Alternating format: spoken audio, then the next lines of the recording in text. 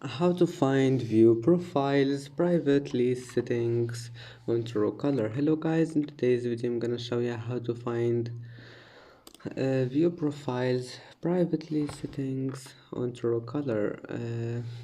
First open the Truecaller and then click on your profile here, and after that click the settings icon in the top corner and then scroll all the way down until you find the privacy center. And now here we'll find view profiles privately, and that's it. Here we'll find it. And that's it for today's video. If you like this video, please don't forget to like and don't forget to subscribe, and thank you for watching this video until the end, and see you in the next video.